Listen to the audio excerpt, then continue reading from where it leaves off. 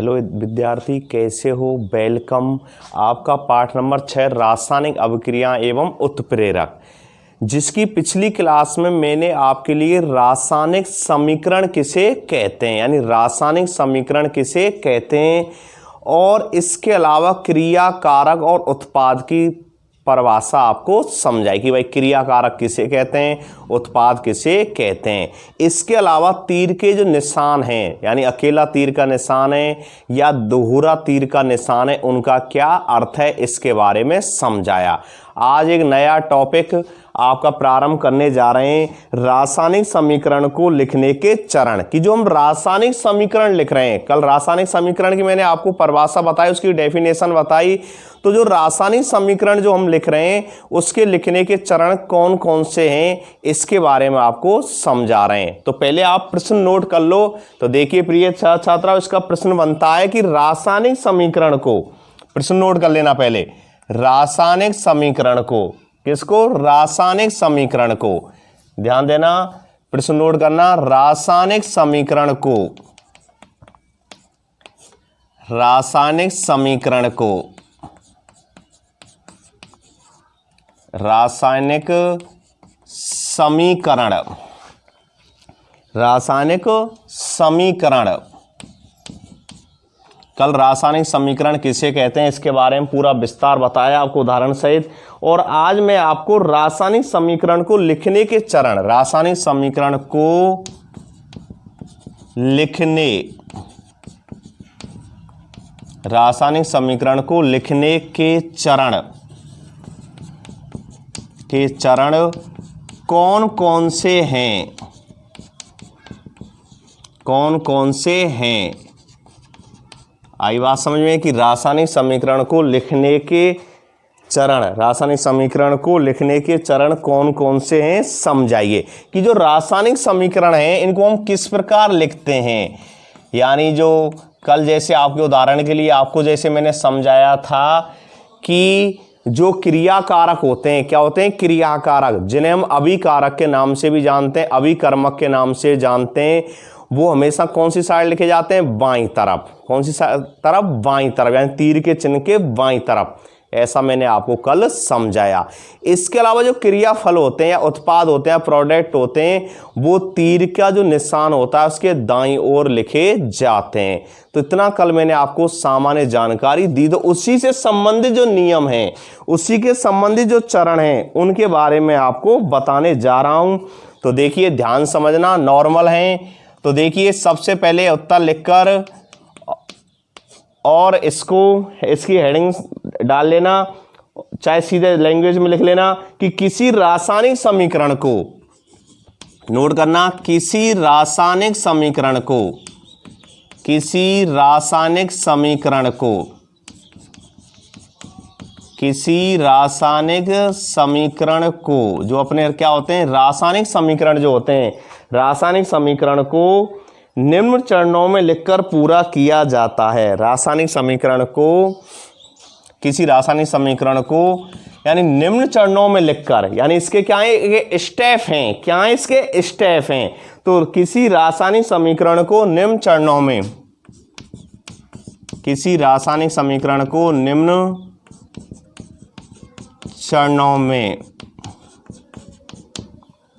किसी रासायनिक समीकरण को निम्न चरणों में लिखकर पूरा किया जाता है। निम्न चरणों में लिखकर क्या किया जाता है? पूरा किया जाता है। लिखकर पूरा किया जाता है, लिखकर पूरा किया जाता है। आई बात समझ में? अब इसके कौन कौन से चरण हैं उनके बारे में अब आपको मैं एक एक के बारे में विस्तार से समझाऊंगा। तो ध्यान देना, समझना, नोट करना। तो देखिए समझ के चलना और नोट करते भी चलते हैं, साथ साथ समझाता जाऊंगा और उनको नोट करते हुए चले जाएंगे। तो देखिए पहला इसमें जो पॉइंट है, ध्यान देना, रासायनिक अभिक्रिया को लिखने के लिए सबसे पहले क्रिया कारक को लिखकर, रासायनिक जो अभिक्रिया है ना, रासायनिक अभिक्रिया को लिखकर, यानी रासायनिक अभिक्रिया को लिखते हैं ना जब हम, या उसको हम जैसे माना कल मैंने आपको दो प्रकार समीकरण बताए थे, एक शब्द समीकरण और एक रासायनिक समीकरण। तो रासायनिक समीकरण और शब्द समीकरण, तो उसी बात प्रकार मैं आपको समझा रहा हूं कि रासायनिक अभिक्रिया को लिखने के लिए सबसे पहले क्रियाकारक को लिखकर, सबसे पहले किसको लिखते हैं? क्रियाकारक को। रासायनिक अभिक्रिया को लिखने के लिए सबसे पहले क्रियाकारक को लिखकर तीर का निशान लगाया जाता है, यानी सबसे पहले क्रियाकारक लिखते हैं, तीर का निशान लगाते हैं और इसके बाद किसको लिखते हैं? जो उत्पाद हैं उत्पादों को लिख देते हैं। आई बात में किसको लिख देते हैं? उत्पादों को लिख दिया जाता है। और यदि क्रियाकारक उत्पाद संख्या में क्या हो? एक से अधिक हो, यदि उत्पाद और क्रियाकारक संख्या में कैसे हो? एक से अधिक हो, तो उनके मध्य में धन का चिन्ह लगाया जाता है। जैसे कल मैंने बताया था C+O2, तो एक से अधिक क्रियाकारक हैं कि नहीं है? एक से अधिक हैं भाई। C कार्बन यानी कोयला जो है, प्लस क्या है? ऑक्सीजन, तो उनके मध्य में क्या लगा दिया हमने? प्लस लगा दिया। इसी तरह उत्पाद भी अगर एक से अधिक प्राप्त हो रहे हैं तो उनके मध्य में भी प्लस का चिन्ह लगाया जाता है। आई बात में पहले क्रियाकारक लिखते हैं किसी रासायनिक अभिक्रिया, जब हम रासायनिक अभिक्रिया को लिखते हैं ना, तो सबसे पहले किसको लिखते हैं? क्रियाकारक। तीर का क्या लगाते हैं? चिन्ह लगाते हैं और उसके बाद उत्पादों को लिखते हैं। दूसरा पॉइंट कौन सा हो गया कि एक से अधिक क्या हैं? क्रियाकारक या उत्पाद हैं, तो उनके मध्य में प्लस का चिन्ह लगाया जाता है, यानी धन का चिन्ह लगाया जाता है। तो दो पॉइंट आपके क्लियर हो गए। यदि भाई क्रियाकारक उत्पादन संख्या एक से अधिक हो तो उनके बीच धन का चिन्ह लगाया जाता है। तो इन दोनों चीज़ों को आप नोट कर लो। दो पॉइंट आपको मैंने समझा दिए, तो नंबर 1 पॉइंट नोट करना पहले शुरुआत, तो लिखना रासायनिक अभिक्रिया को, कौन सी? रासायनिक अभिक्रिया को, ध्यान देना, रासायनिक अभिक्रिया को, रासायनिक अभिक्रिया को,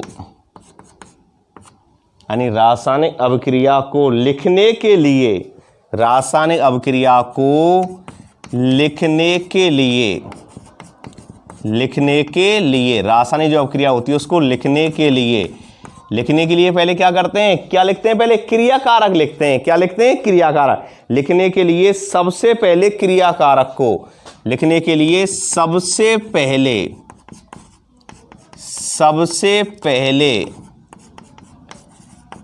क्रियाकारक को, सबसे पहले क्रियाकारक को, सबसे पहले क्रियाकारक को लिखकर, सबसे पहले क्रियाकारक को लिखकर क्या करते हैं? तीर का निशान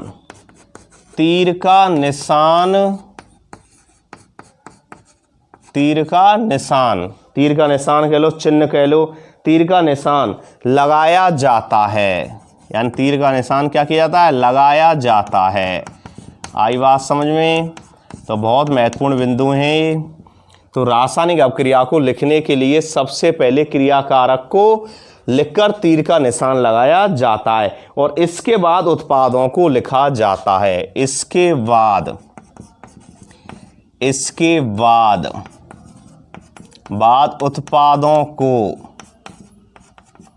उत्पादों को लिखा जाता है। पहले क्या लिखते हैं हम? क्रियाकारक लिखते हैं। क्या लिखते हैं? क्रियाकारक कह लो उनको, उत्पाद भी कह देते हैं। क्या कह देते हैं? क्रियाकारक, अभिकारक, तीन चीजें होती हैं, क्रियाकारक, अभिकारक और या अभिकर्मक। और क्रिया के बाद में प्राप्त होते हैं उन्हें क्या बोलते हैं? क्रियाफल या उत्पाद या प्रोडक्ट के नाम से भी जानते हैं। तो पहले क्रियाकारक लिखते हैं किसी रासायनिक अभिक्रिया में, यानी रासायनिक अभिक्रिया को लिखने से पहले सबसे पहले क्रियाकारक को लिखकर तीर का निशान लगाया जाता है और उसके बाद उत्पादों को लिखा जाता है। किसको लिखा जाता है? उत्पादों को। आई बात समझ में? नोट कर लेना इस बात को। नंबर दूसरा जो पॉइंट है इसमें, कौन सा? नंबर दूसरा जो पॉइंट है समझना, और नंबर दूसरा जो पॉइंट है ध्यान देना, नोट करना। मैंने अभी समझाया इसके बारे में कि यदि क्रियाकारक, ध्यान देना, यदि क्रियाकारक एवं उत्पाद, यदि क्रियाकारक एवं उत्पादों की संख्या, किसकी? उत्पादों की संख्या। यदि क्रियाकारक एवं उत्पादों की संख्या कैसी हो? एक से अधिक हो। यदि क्रियाकारक एवं उत्पादों की संख्या एक से अधिक हो तो उत्पादों की संख्या एक से अधिक हो तो, एक से अधिक हो तो, कितनी, एक से अधिक है, कैसी है, एक से अधिक होनी चाहिए। एक से अधिक हो तो उनके बीच, एक से अधिक हो तो उनके बीच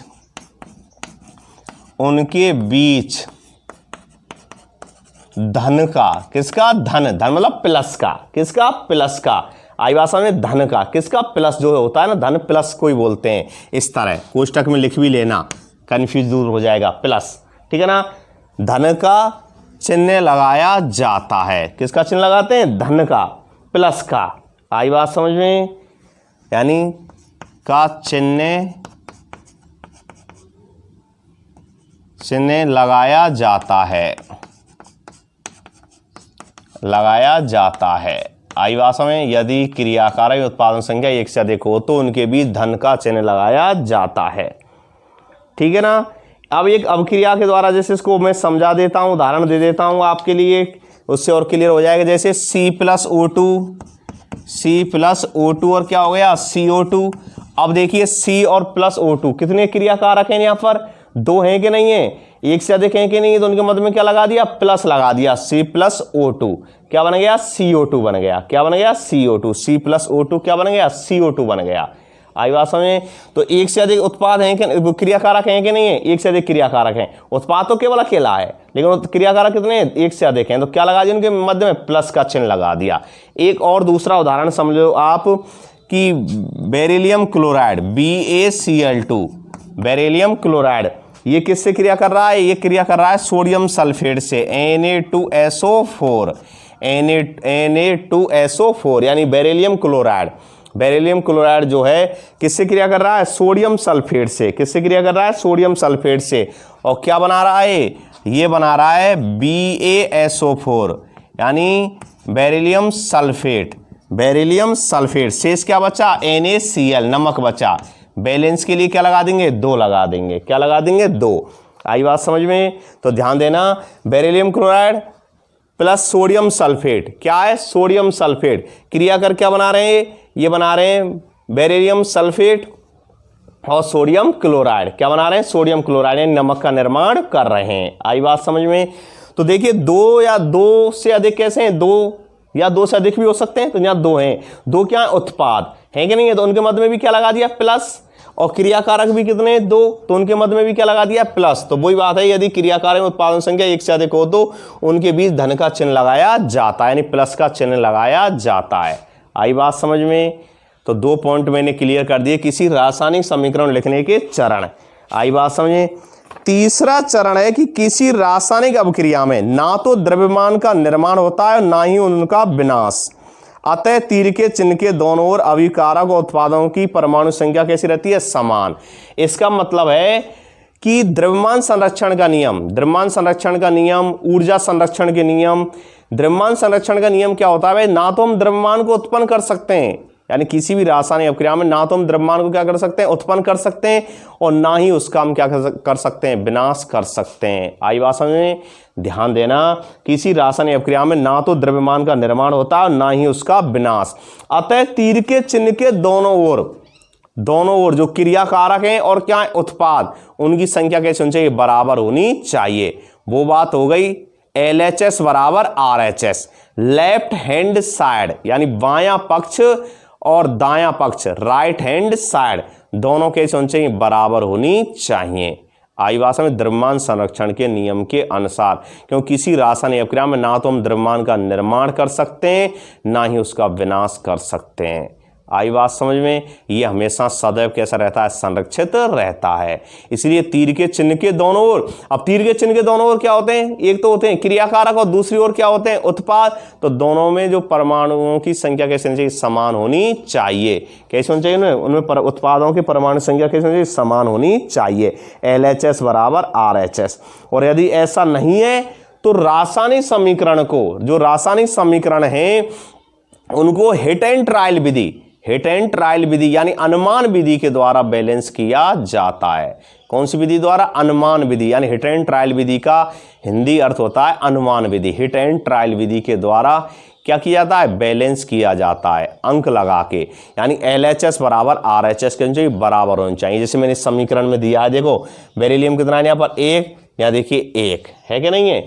अब देखो यहाँ पर क्लोरीन कितनी थी 2, Cl2 2 है। अब मैंने क्या लगाया था यहाँ पर 2 लगाया था, 2 लगाने से क्लोरीन भी कितनी हो गई 2, सोडियम पहले से कितने 2, तो 2 लगाने सोडियम भी कितनी हो गई 2, सल्फर कितना 1, तो सल्फर कितना 1, ऑक्सीजन के कितने परमाणु ने 4, इधर भी कितने 4, तो ये बैलेंस हो गया। यहाँ 2 नहीं लगाते तो अब क्रिया कैसी रहती, असंतुलित रहती। कैसी रहती, असंतुलित रहती, बैलेंस में नहीं आती। अब ये बैलेंस में संतुलित समीकरण है। आई बात में, संतुलित समीकरण मतलब है LHS बराबर RH, यानी दोनों पक्ष बराबर होने चाहिए। यानी क्रियाकारक और उत्पाद कैसे होने चाहिए, बराबर होने चाहिए। यानी LHS बराबर RH है। बायां पक्ष किसके होने चाहिए, दाएं पक्ष के। और इस विधि को कौन सी विधि द्वारा इसको बैलेंस करते हैं, हिट एंड ट्रायल विधि के द्वारा। कौन सी विधि द्वारा, हिट एंड ट्रायल विधि के द्वारा, जिसको हम अनुमान विधि के नाम से भी जानते हैं। कौन सी विधि, अनुमान विधि। आई भाषा में, यानी हिट एंड ट्रायल विधि में दोनों ओर क्या लगाए जाते हैं, अंक लगाए जाते हैं। और अंक हमेशा कोई चाहे अणु परमाणु चाहे कोई यौगिक उसके क्या से लगाए जाते हैं, आगे लगाए जाते हैं। अब 2 है, ऐसा नहीं मध्य में लगा दें, या नहीं लगा सकते, जो आगे लगाए जाते हैं पूरे अणु सूत्र के आगे लगाए जाते हैं। आई बात समझ में, तो इसको बोलते हैं मैं हिट एंड ट्रायल विधि। आई बात समझ में, यानी संतुलित समीकरण किसे कहते हैं, तो संतुलित समीकरण क्या होता है कि जिस रासायनिक समीकरण के दोनों पक्षों में तत्वों की परमाणु संख्या कैसी होती है, बराबर होती है। यानी तत्वों की जो परमाणु संख्या होती है ना, वो कैसी होती है, बराबर होती है दोनों पक्षों में, उन्हें हम संतुलित समीकरण कहते हैं। और कौन सी विधि से करते हैं संतुलित रासायनिक समीकरण को, हिट एंड ट्रायल विधि, जिसको हम अनुमान विधि के नाम से जानते हैं। किसके नाम जानते हैं, अनुमान विधि के नाम से जानते हैं। यानी हिट एंड ट्रायल विधि में दोनों पक्षों को कैसा रखा जाता है, समान रखा जाता है, क्योंकि LHS बराबर RHS होने चाहिए। ठीक है ना, क्यों द्रव्यमान हमेशा कैसा रहता है, संरक्षित रहता है। ना तो द्रव्यमान का हम विनाश कर सकते हैं और ना ही उसे हम नष्ट कर सकते हैं। आई बात समझ में। अब देखिए इसमें अब अपने जो पॉइंट हैं, इन दोनों पॉइंटों को मैं आपको नोट करा देता हूं। तो देखिए नोटबुक में नोट करना दोनों पॉइंटों को। तो नंबर 3 पॉइंट है अपना, नंबर 3 हेडिंग डालना और नंबर 3 हेडिंग में लिखना, किसी रासायनिक अभिक्रिया में, ध्यान देना, किसी रासायनिक अभिक्रिया में, किसी रासायनिक अभिक्रिया में, ध्यान देना, किसी रासायनिक अभिक्रिया में, जो रासायनिक अभिक्रिया है ना उसमें, किसी रासायनिक अभिक्रिया में ना तो द्रव्यमान का, किसी रासायनिक अभिक्रिया में ना तो, यानी किसी रासायनिक अभिक्रिया में ना तो क्या होता है, ना तो द्रव्यमान का निर्माण होता है। किसी रासायनिक अभिक्रिया में ना तो द्रव्यमान का, किसका, द्रव्यमान, द्रव्यमान मतलब उसका मास होता है, यानी भार होता है, उसका क्या होता है, भार होता है।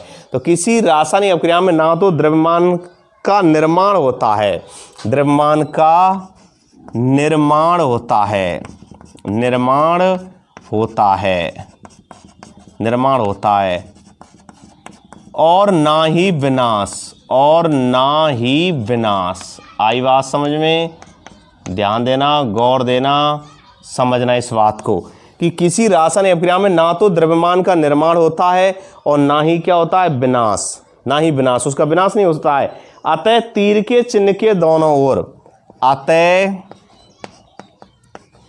तीर के चिन्ह, तीर का जो क्या होता है, चिन्ह होता है, ठीक है ना, तीर के चिन्ह के दोनों ओर, ठीक है ना, तीर के चिन्ह के दोनों ओर, ध्यान देना, नोट करना, तीर के चिन्ह के दोनों ओर, अतः तीर के चिन्ह के, अतः तीर के चिन्ह के दोनों ओर, के दोनों ओर, और दोनों ओर क्या होते हैं, चिन्ह के दोनों ओर अभिकारकों एवं उत्पादों के, अभिकारकों जो क्रिया क्या कराते हैं, प्रारंभ कराते हैं, अभिकारकों एवं उत्पादों, क्रिया अभिकारकों एवं उत्पादों के परमाणुओं की संख्या, के परमाणुओं की संख्या के परमाणुओं की संख्या, परमाणुओं की संख्या कैसी रहती है? समान रहती है। कैसी रहती है? समान रहती है, बराबर रहती है। आई बात समझ में? अभिकारों या उत्पादों के परमाणुओं की संख्या समान रहती है। समान यानी बराबर रहती है। आई बात समझ में? 3 आपके पॉइंट क्लियर। अगला जो पॉइंट है आपका, ध्यान देना, जिसके बारे में मैंने अभी समझा दिया है, किसी रासायनिक अभिक्रिया में, किसी रासायनिक अभिक्रिया में, किसी रासायनिक अभिक्रिया में, ध्यान देना, किसी रासायनिक अभिक्रिया में दोनों तरफ के, किसी रासायनिक अभिक्रिया में दोनों तरफ के जो अणुओं की संख्या होती है, दोनों तरफ के अणुओं की संख्या, दोनों तरफ के अणुओं की संख्या, ध्यान देना, दोनों तरफ के अणुओं की संख्या, किसी रासायनिक अभिक्रिया में दोनों तरफ के अणुओं की संख्या को घटा बढ़ाकर, संख्या को घटा बढ़ाकर, आई बात समझ में? यानी घटा भी सकते हैं और क्या करते हैं? बढ़ा भी सकते हैं। आई बात समझ में? घटा बढ़ाकर, ठीक है ना, घटा बढ़ाकर समीकरण को संतुलित किया जाता है। घटा बढ़ाकर समीकरण को क्या किया जाता है? संतुलित किया जाता है। उसको क्या किया जाता है? बैलेंस किया जाता है। आई बात समझ में? घटा बढ़ाकर समीकरण को संतुलित किया जाता है, संतुलित किया जाता है। गौर देना, किसी रासायनिक प्रक्रिया में दोनों तरफ के अणुओं की संख्या को घटा बढ़ाकर समीकरण को संतुलित किया जाता है। आई बात समझें? और संतुलित किसके द्वारा करते हैं? किसके द्वारा करते हैं? गौर देना, रासायनिक समीकरण को अनुमान विधि के द्वारा। कौन सी विधि द्वारा? अनुमान विधि के द्वारा। रासायनिक समीकरण को जो अपने क्या है, रासायनिक समीकरण है, उनको रासायनिक समीकरण को अनुमान विधि के द्वारा, रासायनिक समीकरण को कौन सी विधि द्वारा? अनुमान विधि। और अनुमान विधि का ही दूसरा नाम है प्रिय छात्र छात्राओं, हिट एंड ट्रायल विधि। कौन सी है? हिट एंड ट्रायल विधि। अनुमान विधि, अनुमान ही तो लगाते हैं कि भाई 1-2 अंक से, 3 अंक से, 4 अंक से, कौन से अंक से क्या हो गया, वो अभिक्रिया क्या हो जाएगी? बैलेंस हो जाएगी। तो एक अनुमान लगाते हैं, एक आइडिया लगाते हैं, इसलिए इसको अनुमान विधि या हिट एंड ट्रायल विधि के नाम से भी जानते हैं। आई बात समझे? तो रासायनिक समीकरण को अनुमान विधि के द्वारा, अनुमान विधि के द्वारा संतुलित किया जाता है। अनुमान विधि के द्वारा संतुलित किया जाता है। आई बात समझ में? ध्यान देना, एक नंबर प्रश्न ये भी बन जाता है कि सभी रासायनिक समीकरण को कौन सी विधि के द्वारा संतुलित करते हैं? तो कौन सी विधि द्वारा संतुलित करते हैं? अनुमान विधि के द्वारा। और अनुमान विधि को क्या कह देते हैं हम? हिट एंड ट्रायल विधि। कौन सी विधि कह देते हैं? हिट एंड ट्रायल विधि। आई बात समझ में? तो देखिए, ध्यान देना बच्चों, रासायनिक समीकरण को अनुमान विधि के द्वारा संतुलित किया जाता है। अब इसमें एक उदाहरण के द्वारा पूरा स्पष्ट किया गया है आपके सिलेबस में। तो देखिए, मैं उदाहरण के द्वारा आपको इसको समझा रहा हूं। इतना पहले आप नोटबुक में नोट कर लेना, ऐसा इसको नोट कर लेना। अब एक उदाहरण के द्वारा मैं आपको इसकी व्याख्या कर रहा हूं, तो ध्यान से समझना। देखिए, बोर्ड साफ कर लेते हैं पहले। और बहुत महत्वपूर्ण बिंदु चल रहे हैं, इसलिए बहुत ध्यान से इनको समझो। और मैंने कल भी आपको बताया था, जितनी भी वीडियो में मैं आपसे कह रहा हूं कि प्रतिदिन इनको पढ़ो, क्योंकि ये केमिस्ट्री का जो भाग चलता है, केमिस्ट्री जो चल रही है काफ़ी जटिल भी होती है। और जितना ज़्यादा इसको आप समझेंगे उतना ही आपको ये जल्दी इजी होती चली जाएगी। केमिस्ट्री का आगे बहुत महत्व है, क्योंकि जो बच्चे साइंस लेकर या जैसे नीट या IIT बड़े जो कंपटीशन होते हैं, इनमें केमिस्ट्री के द्वारा, फिजिक्स के द्वारा सिलेक्शन में बहुत महत्वपूर्ण क्या होती है? भूमिका होती है। इसलिए इन टॉपिकों को आप ध्यान से समझो, क्योंकि बेसिक टॉपिक हैं। क्योंकि अगर यही क्लियर नहीं है तो केमिस्ट्री में बहुत कुछ आगे आएगा उसको हम क्लियर नहीं कर पाएंगे। तो देखिए चलते हैं, 4 पॉइंट मैंने बता दिया और चौथे पॉइंट में मैंने कहा है कि किसी रासायनिक अभिक्रिया में दोनों तरफ के अणुओं की संख्या को घटा बढ़ाकर समीकरण को संतुलित किया जाता है और रासायनिक समीकरण को अनुमान विधि के द्वारा संतुलित किया जाता है। जैसे एक उदाहरण देके मैं बता रहा हूं कि प्रोपेन C3H8 प्रोपेन है ये, ठीक है ना। प्रोपेन का अणु सूत्र है C3H8 यानी H8 C3 प्रोपेन, ध्यान देना प्रोपेन। अब ये प्रोपेन जो है ये किसके साथ क्रिया कर रही है? ऑक्सीजन के साथ क्रिया कर रही है। किसके साथ क्रिया कर रही है? ऑक्सीजन के साथ। आई बात समझ? किसके साथ क्रिया कर रही है? ऑक्सीजन यानी O2 के साथ क्रिया कर रही है। आई बात समझे?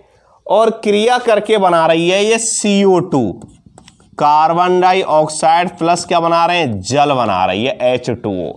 यानी जो प्रोपेन है जब ये ऑक्सीजन के साथ क्या करती है? क्रिया करती है।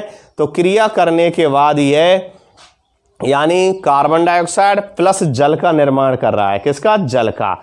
अब देखिए जो समीकरण आपके सामने जो मैंने लिखा है कि भाई प्रोपेन ने जब ऑक्सीजन के साथ क्रिया की तो क्रिया करके इसने क्या बना दिया? कार्बन डाइऑक्साइड CO2 और प्लस क्या बना दिया? जल H2O, ठीक है ना।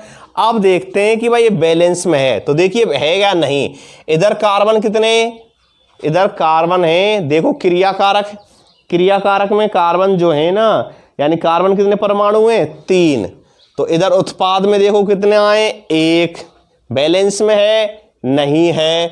इधर देखो हाइड्रोजन कितने? 8। क्रियाकारक में हाइड्रोजन कितने? 8।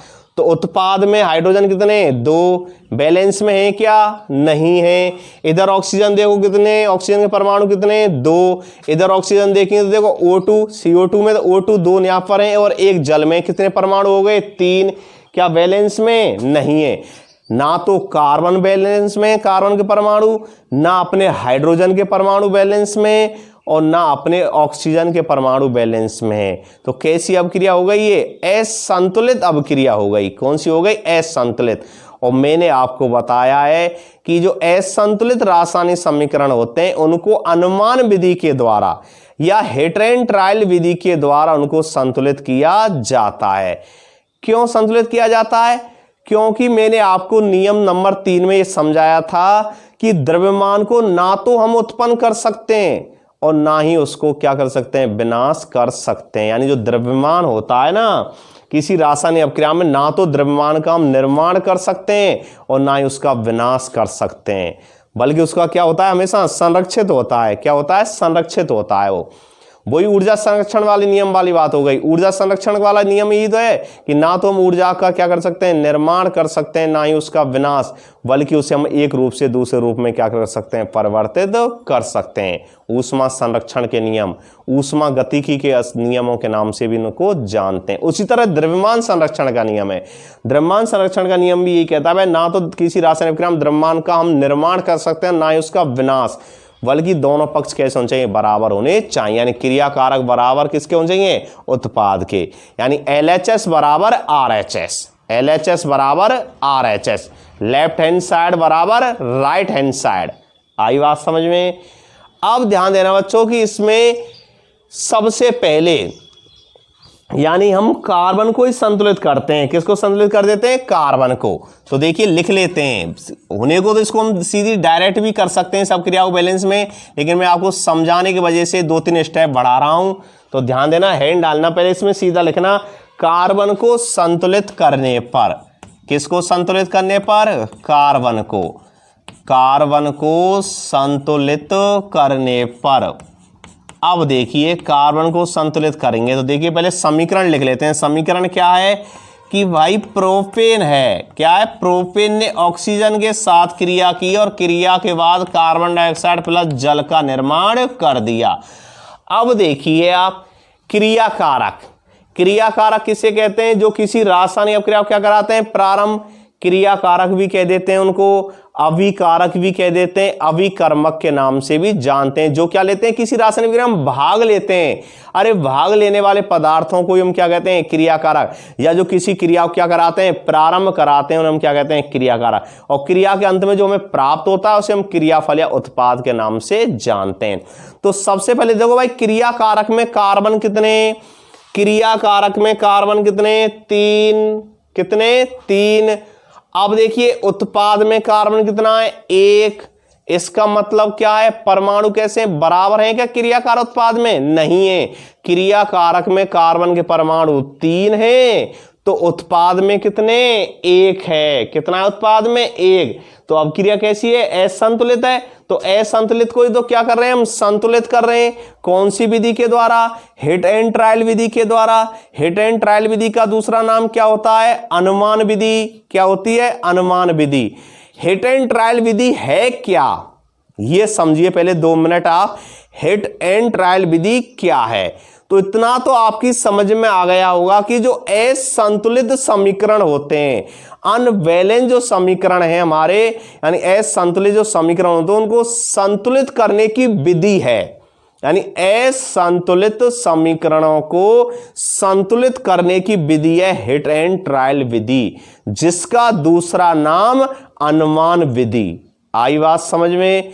अब होता क्या है इसमें, तो समझना प्रिय छात्र छात्राओं, ध्यान देना बच्चों, कि इस हिट एंड ट्रायल विधि में सबसे छोटी से छोटी संख्या के पूर्णांक के गुणज का उपयोग किया जाता है। सबसे छोटी से छोटी संख्या लेंगे, ऐसा नहीं है जब बैलेंस 2 से या 3 से या 4 से हो रही है तो 15, 16, 18 नहीं लेंगे। सबसे छोटी से छोटी संख्या से पहले बैलेंस करने का प्रयास करो। यानी हिट एंड ट्रायल में सबसे छोटी से छोटी संख्या के पूर्णांक में लेते हैं, पॉइंटों में लेते हैं, जैसे 1, 2, 3, 4, 5, ये पूर्णांक हो गए, पूर्णांकों में लेते हैं संख्याएं। तो सबसे छोटी से छोटी संख्या के पूर्णांक के गुणज का मतलब है गुणा। गुणज का मतलब क्या होता है, गुणा का उपयोग करते हैं। कैसे, समझिए उदाहरण में। कार्बन कितने हो गए प्रिय छात्र छात्राओं, यहां पर 3 हैं। कितने, 3। यानी प्रोपेन में कार्बन कितने, 3 हैं। अब देखो कार्बन डाइऑक्साइड में कार्बन कितना, 1। तो सबसे छोटी छोटी संख्या का पूर्णांक, अब इधर 3 है उधर कितना, 1। तो कौन सी संख्या से गुणा कर दें, 3 से कर दें भाई। 1 है और 1 का गुणा 3 से कर देंगे, कितने जाएंगे, 3। तो इधर भी कितने, 3, बराबर हो जाएंगे नहीं हो जाएंगे। तो सबसे छोटी से छोटी संख्या के पूर्णांक क्यों लिया, 3 पॉइंटों में लिया है क्या, 3.1, 3.2, 3.3 ऐसा लिया है क्या, नहीं। पूर्णांक के गुणज का, गुणज मतलब गुणा। और आप जानते हैं गुणा मतलब जो CO2 है इससे क्या करना है, गुणा करना है। तो गुणा इसका मतलब है कार्बन डाइऑक्साइड के जो आगे क्या रख देंगे, अंक 3 को लिख देंगे। आई बात समझ में। 3 को लिख देंगे, नहीं लिख देंगे, 3 को लिख देंगे। गुणज का उपयोग करते हैं हमेशा। जो भी अंक लगाए जाते हैं हिट एंड ट्रायल विधि में, कोई भी अणु हो, परमाणु हो, यौगिक हो, कोई अणु सूत्र हो, उसके यानी आगे यानी सामने लगाए जाते हैं, पीछे नहीं लगाए जाते हैं। पीछे ये तो संयोजकताएं होती हैं, बॉन्ड होते हैं, बॉन्डों को दर्शाते हैं। आई बात समझ में।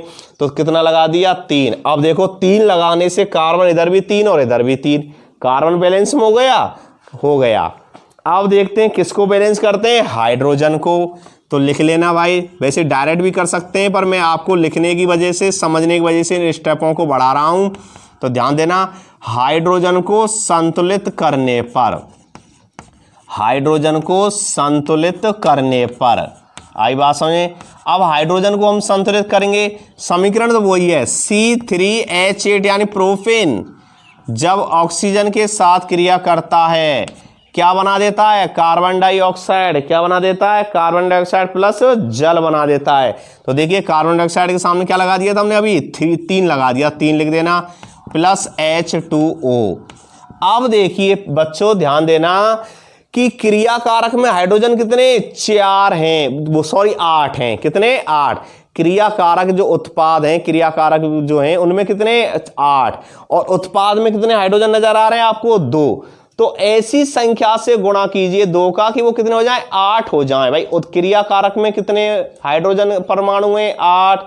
उत्पाद में कितने, 2। तो ऐसी छोटी से छोटी संख्या का उपयोग कीजिए जिसके द्वारा क्या हो जाए बैलेंस। अब 2 का हाइड्रोजन कितने 2 का गुणा 2 से करेंगे कितना आएगा 4, नहीं हो रहा है बैलेंस। फिर 2 से बाद संख्या कौन सी आती है 3 का गुणा 2 से करके देखिए कितने हो गए 6, नहीं आएगा। फिर आगे और बढ़िए कितने हो गए 4, अब 4 का गुणा 2 से कर देंगे कितने हो जाएंगे 8। भाई 2 पहले से हैं ना, है कि नहीं हाइड्रोजन 2, और उसके यानी सबसे छोटी छोटी संख्या के पूर्णांक के गुणज का उपयोग किया जाता है। तो सबसे कौन सी संख्या ली हमने यहाँ पर 4। अब 4 का गुणा किससे करना है 2 से, तो कितना हो जाएगा 4 दूनी 8, तो यहाँ 4 लगा देंगे, क्योंकि मैंने बताया था जो भी अंक लगता है ना हिट एंड ट्रायल विधि में, किसी भी अणुसूत्र, किसी भी परमाणु, किसी भी यौगिक कैसे लगता है पहले सामने लगता है। तो कितना लगा दिया 4। अब इस 4 का मतलब है संपूर्ण जो अणुसूत्र है जल का, इससे इसका क्या हो रहा है गुणा हो रहा है, गुणज हो रहा है। तो 4 का गुणा इससे करेंगे, पहले से हाइड्रोजन कितने, हाइड्रोजन परमाणु कितने 2, तो 4 का गुणा 2 से करेंगे ना हो जाएंगे 8 हो जाएंगे, नहीं हो जाएंगे। और फिर ऑक्सीजन यहाँ कितनी है पहले से 1, और 4 का गुणा कर दिया कितने हो गई 4 हो गई। आई बात समझ में। तो पहले हमने कार्बन को संतुलित कर लिया, फिर हाइड्रोजन को संतुलित कर लिया, अब क्या संतुलित करना है ऑक्सीजन को। ध्यान देना प्रिय छात्र छात्राओं, किसको संतुलित करते हैं ऑक्सीजन को। ध्यान देना किसको ऑक्सीजन को।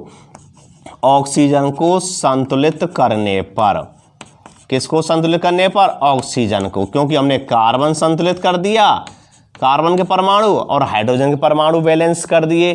शेष क्या बचे, शेष बच रहे हैं हमारे पास ऑक्सीजन के। अब समीकरण को लिखो, रासायनिक समीकरण, प्रोपेन किसके साथ क्रिया कर रहा है ऑक्सीजन के साथ, क्रिया करने के बाद क्या बना रहा है कार्बन डाइऑक्साइड प्लस जल।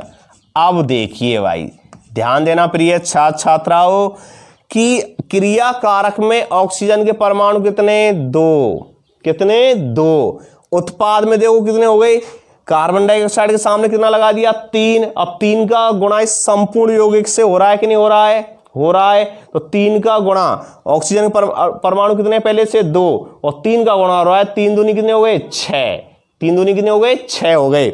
और यहाँ जल का पहले कितने था 1, हाइड्रोजन संतुलित किया कितना लगा दिया 4, 4 का गुणा 1 से करते हैं कितने हो गए 4। तो देखिए 4 यहाँ पर हैं ऑक्सीजन के परमाणु और 6 यहाँ है, 3 दूनी 6, कुल कितने हो गए 10 हो गए। 4 प्लस 6 कितने हो गए 10 हो गए। आई बात समझ में।